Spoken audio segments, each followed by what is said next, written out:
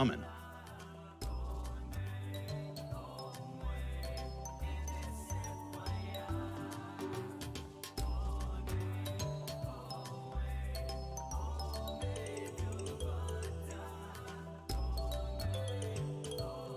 Bentalk sent in $25.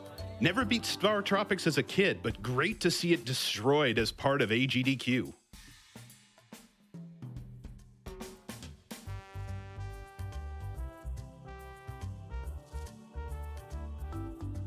And with that, I have been told that we are ready to go for our next run. So I'm going to hand it over to Chachamaxx for the Lucky Dime Caper starring Donald Duck. Have fun, my friend. Thank you. And good morning, AGDQ, or good afternoon, good evening, wherever you are. We're so happy to have you all today for this run of the Lucky Dime Capper starring Donald Duck. My name is O-Ren. I am French, as you may hear from my accent, and our runner, Chachamaxx, is also French. He will have a few words for you at the end, but just know that he holds the world record for this game. A few days ago, he just beat his own PB, so it's just perfect, and we hope that maybe, just maybe, we will get a world record this time today with you for Prevent Cancer Foundation. So, the Lucky Dime Capper is a scrolling platformer developed by Sega for the Sega Master System and the Game Gear, and it was released in 1991. The plot is a very classical plot for a platformer. Magica the Spell, the most famous duck witch, duck antagonist, has stolen Scrooge McDuck's #1 dime and also kidnapped his nephews. Huey, Dewey, and Louie are missing, and it's their own call, Donald Duck, that embarks on a journey around the world to retrieve them. Together with the Lucky Dime, of course, because Scrooge McDuck will not tolerate to have his Lucky Dime stolen. So, Shasha, maybe we can proceed, my dear? Yes, so the game consists of 7 stages from the northern woods to the South Pole, going through tropical isles and the Egyptian pyramids. And so maybe we can start choosing our first world. Our first stage. Yes. I'm ready. You're ready? So we'll start with the northern woods of Canada. Okay, ready? I'm ready when you are, my dear. Okay. 3, 2, 1, let's go. Let's go! So you will see, for those of you who played Castle of Illusion starring Mickey Mouse, that it follows the same gameplay. You go forward, you jump, you sneak, and that time your hero can attack with weapons. And as you'll see, there are several weapons, flying disc and a hammer, but Shasha is aiming for the hammer and he will only use the hammer. Why? Because first, when you hold a weapon, you have an additional HP. You start with 1 HP, so basically everything one-shots you. If you have a weapon, you have 2 HP, so it may two-shot you, but you still have a chance to survive. And he is getting to the first boss, that is a bear with a bee flying around its head. And wait for it. Yes, you just saw that he is sticked to the right side of the screen. You may wonder why. It's because when a stage is finished, donuts come back to the center of the screen, but this is not what we want. We want to skip the animation of the end stage. So to stick this animation, he sticks to the right side of the screen, and it made him save, basically a few milliseconds, but this is speedrun, and every millisecond matters, basically. Stage 2, which is the Great American Forest, and you can see, oh my goodness, have you seen these little snakes, how cute they are, showing their little tongue to the camera? They are so cute, but they are very deadly, Remember, without a weapon, everything one-shots you. Here, everything is cyclic. Basically, this game is not an RNG creature, and you just have to know the patterns. Stage 2 is also the traditional, overly difficult underwater stage of all the good and respectable platformers, and this is it, the level where you have to swim, skip the enemies, and swear all the curse words you know. Here, now he knows the piranhas and snakes patterns by heart. Almost by heart, Shasha. Oh, and it's a first fail. I think I jinxed him. I'm sorry. Yeah, the cute snakes, the cute deadly snakes. But it's okay. There was a checkpoint nearby, so he can restart almost where he failed, and that's it, Shasha. He did it. And yes, this is boss number 2. I know, this is the American forest. The boss is a lion. Don't ask. Just to let you know, when the lion attacks, his hitbox expands to his whole body instead of its head. So that's why, you see, you always try to hit him when he attacks. And then he did the same thing, like sticking to the right side of the screen to skip the animation. And this will lead us to stage number 3, the Andes Mountains, mountains of South America. And you will see, and I would like to take this opportunity together to appreciate the beautiful animation and the design of this game. Look at it. So why is it that important? It's important because it's still a Master System game, you know, albeit a end of the Master System game era, but still Master System game. So it's everything is carefully depicted. It's still a cartoon, and I was about to say that this mountainside is very dangerous. So thank you, Shasha, for so perfectly illustrating my words. So let's get back. Stage 3, actually, to be honest with you, is also a rise in difficulty in the game.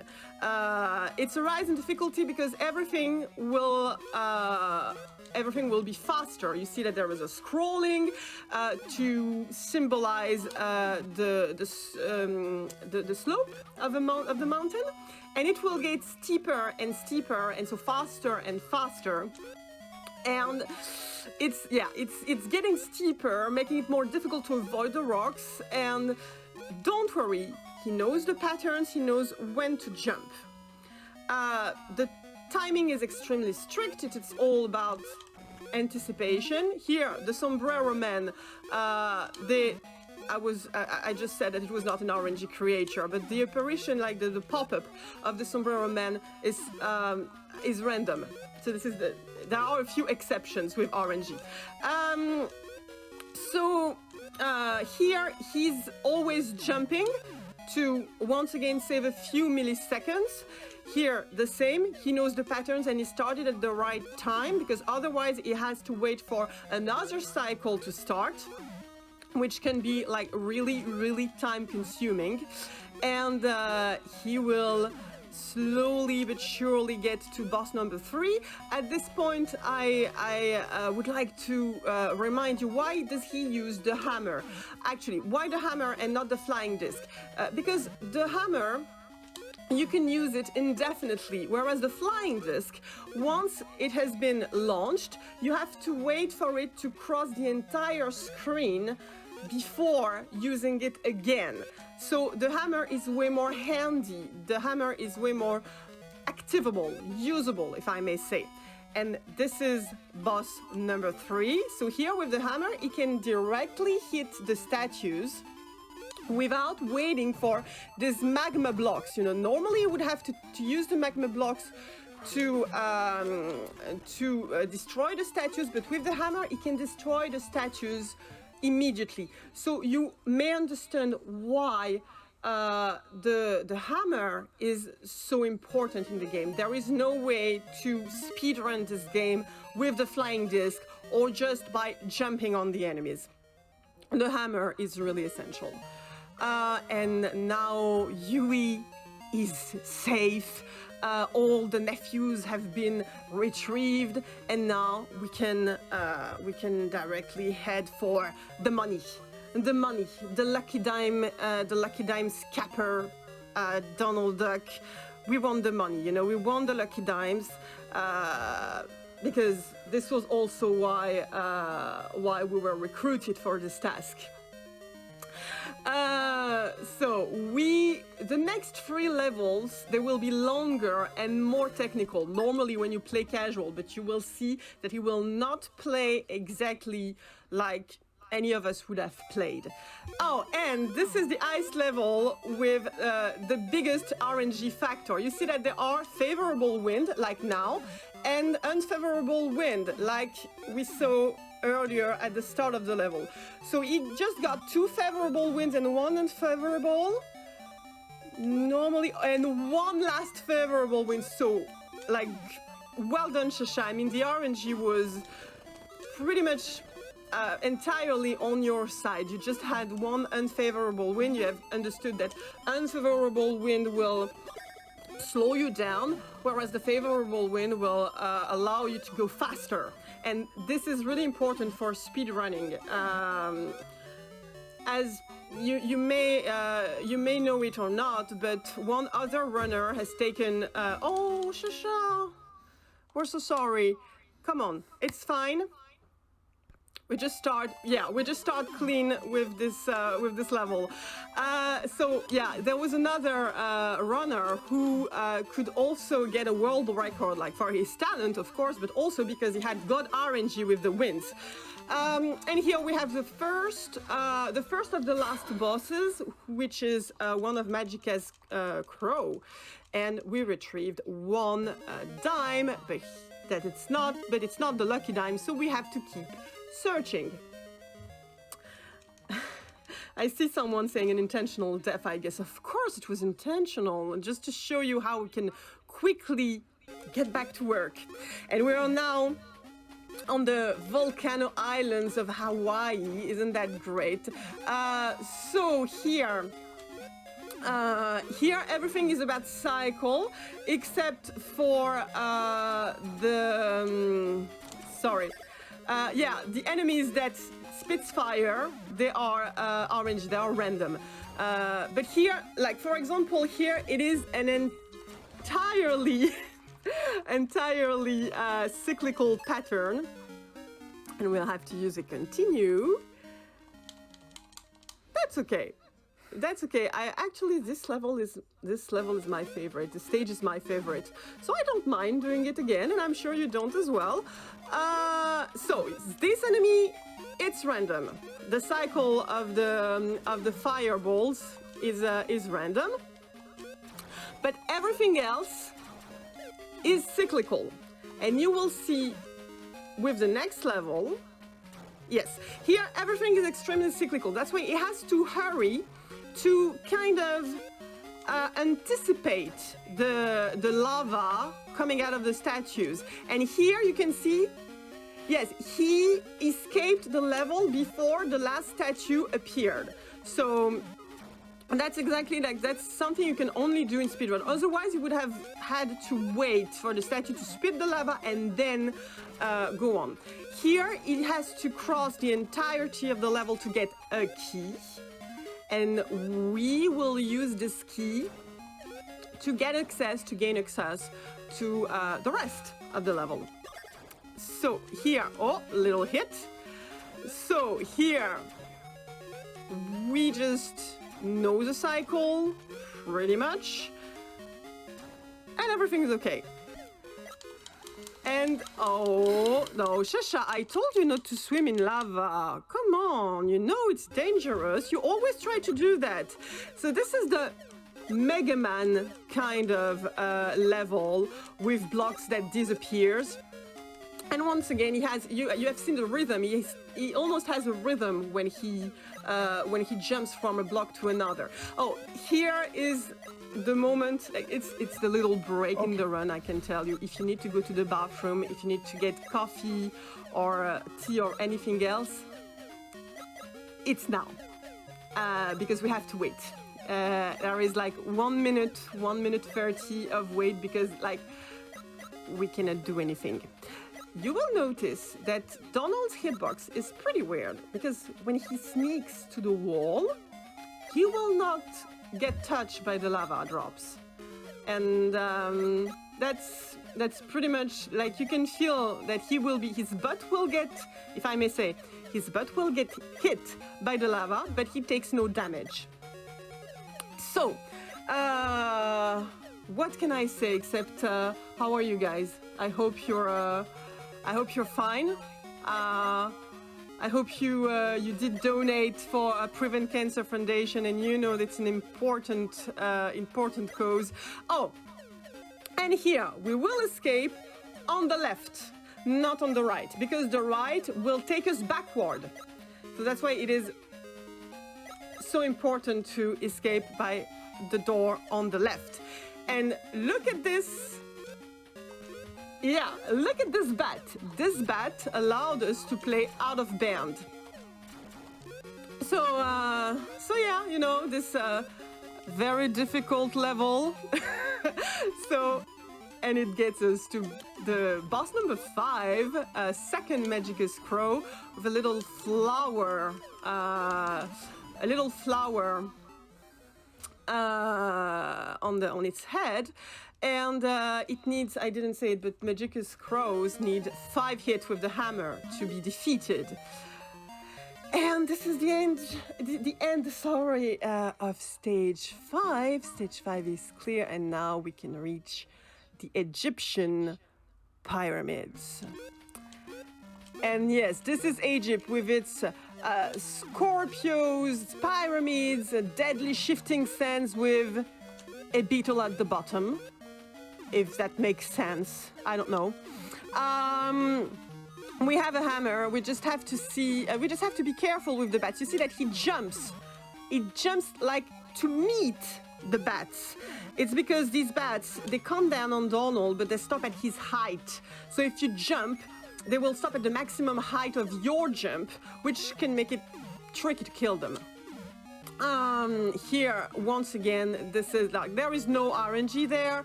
Everything is cyclical. And needless to say that he knows the patterns of the blocks by heart. So there is like no real difficulty once you've learned the pattern. Then I don't want to jinx him, you know. I don't want to say that and then he dies there, but no, that's okay. And we are reaching the Tetris part of this level. Another moment of wait. It's a strange Tetris, you know, like if you need a break, this is the second break. There will be no break after that. Just one thing to say, there are 2 or 3 patterns of fall for the blocks, depending on where they fall first, the center or the side. And you see here that they started on the center, sorry, not on the side, on the center. And we will escape through the left side to get to the next part of the stage. And you see the mummies. Once again, it is entirely scripted. Some specific mummies will get out. And oh, that was a little freezing. And we can continue. This part is a little bit, it's still very, very scripted and cyclic, sorry. But it's crowded, it's overcrowded with monsters, so it's a bit more difficult. And here is like the specificity of, yes, the snake, this big snake that accompanies the boss. He got a middle ground snake. Normally you want the snake to be on the right because the crow will go on the left, and you don't want to have to deal with the snake on top of the boss. But here he got the snake in the middle, so it's you know, not a good RNG, not bad, not great, not terrible. And now we have to find the the Magica the spell, the witchy witch in Transylvania, in her castle. And you, if you remember this level, you know that it is extremely difficult. You will see that he does not play it exactly like you would expect him to do. Yeah. He plays out of band. You see that he escaped for the roof. There is no such thing as a roof for him. And another specificity of this level is that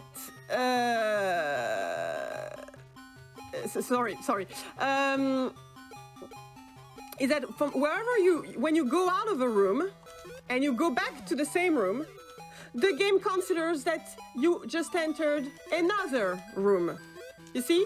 So normally it would have come back, in all logics, it would have come back to the first room, but no, he gets to another room. And Magica the spell just hit him with her photography, with her portrait. Isn't that sad? So to take our revenge, we play out of band and we skip more than half of the last stage. And this is for you, Magica. There, you deserve it. The time soon.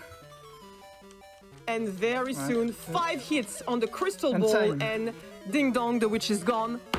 It's over. It's finished. So, I don't know. I don't have the view on the timer. But I think it was a pretty decent run, and I hope that you enjoyed this game as much as we enjoy it. And it was really great to have you home. Thank you so much. Yeah, thank you so much, CDQ, for giving me the opportunity for present this game. I'm so sorry for all the worries. Master System is a really great console. Enjoy the marathon and stop the donation for Present Concept Foundation. And my last word for the My French crew: gardez la pêche, allez faire. See ya, bye.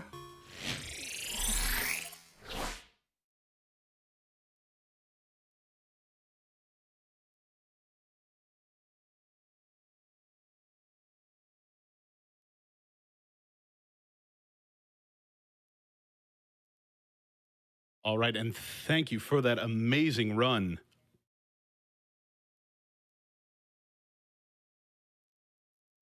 To follow up on some donations from that, I have $100 here from Stubbe.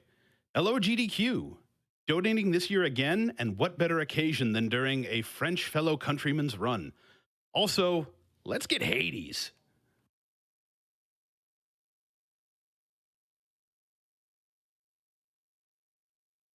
And let's see, we are already getting traction on that. We're already up over $1,300 on that one.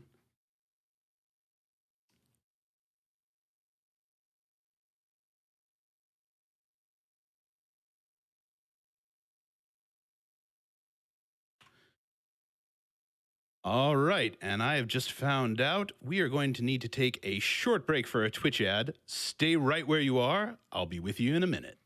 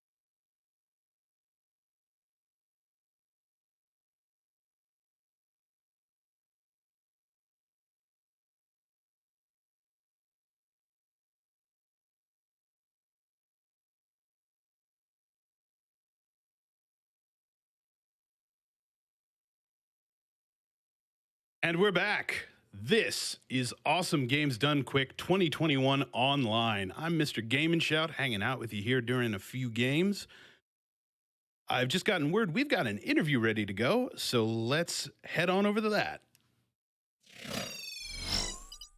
Welcome back, AGDQ 2021 online. My name is Jhobz, and I am here for an interview with Hedweg, who's going to be running Yooka-Laylee and the Impossible Lair just up next. So, Hedweg, thank you for being with me. How are you doing today?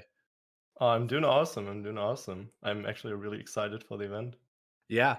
Now, you might notice as Hedwig shows up in the next run that their shirt has changed. And it's because we're actually pre recording this one. So, we're about 2 days out from your run right now, actually, like a day and a half. So, how are the nerves feeling? Is it hitting you yet that you're going to be showing off Yooka-Laylee to everybody soon? I'm like really excited to show it off. I think it's about time this game gets like the coverage on an event like this, and Mhm. uh, yeah, I think it's a great run. People will hopefully enjoy it a lot, and yeah, I'm just glad to be able to represent the community for this. Yeah, I think Yooka-Laylee and the Impossible Lair is a fantastic speed run that hasn't been seen at GDQ before, like you mentioned. Like it like deserves a lot of love. What is it about the run that really entices you and makes you want to learn it and run it and show it off to everybody? So a thing that I think is really unique to the game is that it combines classic 2D platforming with a three-dimensional overworld that also Mhm. has its little secrets, and for progression you got to do like different little things in the overworld. And we have based on that, we basically have two games in one that we're speedrunning. Like we're Mhm. speedrunning in two different modes, so to say. And like that just makes it exciting. It goes from this to the other, and the 2D levels themselves are quite optimized. So yeah, it's like very fast paced as well. Now, the category you're going to be running is 24 Bs, which might sound a little weird to somebody who's not familiar with the game. Why don't you run me through? You mentioned the overworld, kind of how the concept of this game is, why this isn't just any percent, and why 24 Bs instead of some other number. hmm Yeah, so the general concept of this is kind of similar to, like, you guys probably know Zelda Breath of the Wild, where you Mhm. can, after like the basic tutorial, enter the final boss fight right away. So after the tutorial in this game, the game throws you right into the final level, which is called the Impossible Lair. And you enter it with 0 Bs at the start, which means when you get hit once, you lose your companion Laylee and lose a few you lose a few abilities to that. But if you get hit a second time, you're actually dead. And the level is roughly, if you speedrun it, 15-ish minutes long. So getting through that hit list is a really hard task. It's also possible that would actually be any percent then if you just go in there with 0 Bs and finish it right away. But we thought a middle ground category between like 100% and this really exciting but also hard any percent would be amazing. So we ended up creating a category which gets half of the Bs in the game, Okay. and that's 24. Makes sense. Makes sense. Half is a pretty good number to shoot for. Now, I actually like took my crack at running this game without really knowing much, and I do think it's really fun. And that final level, especially, is brutal. For you, is the difficulty in the run more centralized at the end? Like, oh, it's still just all about that final level because we don't have like all the number of bees. Or at this point, are you so practiced on that? It's like, no, there's just all these hard tricks and cycles and stuff I gotta beat along the way in order to make this happen. I'd say it's a mix of both. Like there's definitely some really hard tricks on the overworld that we're Mm, doing that are really precise. But then I think the nerves strike especially in the final level, just because we have that counter of bees, and when we do a few mistakes in a row, which can obviously always happen, mm, especially like in a marathon setting, like we can be way lower than we want to be, especially because like roughly 14 to 16 of the bees are actually planned to use for damage boost strats. So oh we wow. actually end up only with like 6-ish for safety. So if some stuff goes wrong, I'll definitely have to make some cuts with some of the damage boosts. But I think at the point of practice where I am, I should probably, hopefully, be fine. I love every speedrunner's always got that little mentality. Yeah, I mean, with all the practice I put in, I should probably, hopefully be fine. Yeah, exactly. You never know in a live marathon. Well, so for anybody who's not familiar with this game, if you wanted to give them like one big moment to look forward to, or maybe a couple moments if you have a hard time picking, what's something that somebody who hasn't seen this should tune in for? I think two things in the overworld specifically are really fun. Like we have one really, really big trick that serves as a sequence break from basically the exact beginning of the game to a part of the overworld, which is casually usually only achieved after like 5 hours of gameplay. Wow. So that's like a really, really big sequence break that's out Mhm. of bounds, swimming out of bounds basically, and we can't even see the character during that. So that's also kind of tricky. And then we recently discovered a strategy which I thought I wouldn't even be able to show in the marathon, but I figured out a really um a really consistent setup for it by now that Mhm. actually uses unplugging the controller and plugging it back in to skip some cutscenes, and it's really funny. What? That's I this is news to me. I hadn't heard about that one in my research. That's really cool. Yeah, Well, it's I like a know few weeks old only. I know I'm looking forward to that now. I got to see exactly what that is. Well, last question for you, Hedwig, as we kind of close this out. I wish we had more time to chat about this game because I really do think it deserves a lot of love. It's good, like, 2D Donkey Kong Country kind of style game Yeah. for a lot of it. And like you said, that overworld is one of the most unique overworlds, honestly, that I feel like I've seen in a level based game. My last question for you, though, is with you being pretty early on in the marathon, on Monday, uh, who or like what are you looking forward to elsewhere in the marathon? Maybe it's a run that actually happens on Sunday, and by the time this airs, it'll have already happened. But what's another run that you're looking forward to? One thing I'm really looking forward to is actually Diddy Kong Racing. Oh It's yeah. also like wait, it's January for me, but I think it's actually still gonna be Sunday like for you guys. Mhm. Um, it's I don't know. Usually, I'm not a lot into racing game speedruns, but I think Diddy Kong Racing just has a lot of appeal in the different speedruns, just because of the out of bounds and like the really precise movement out there. Uh, Yeah. I've seen a lot of them, and I enjoy it every time.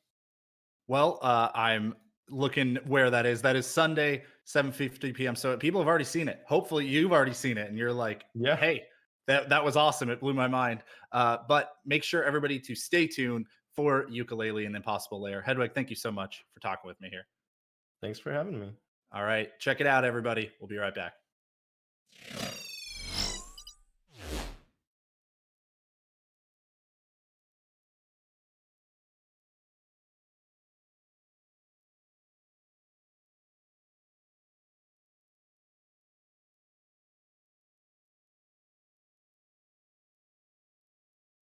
All right. Thank you, Jhobz, for that interview.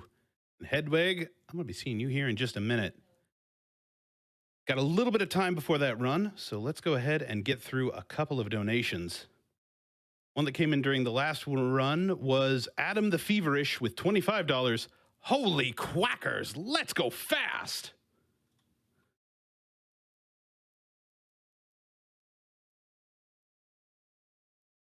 Man, I'm still doing catch up from an earlier run as well.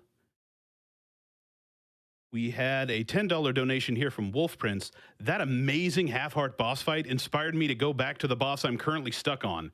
This goes to unlocking the Hades bonus game, and here's hoping I can beat it before that time slot. Well, you've got a little over 30 hours by my count, so get to working. And the runner is ready. Oh no, y'all, not the bees! Take it away, Hedwig.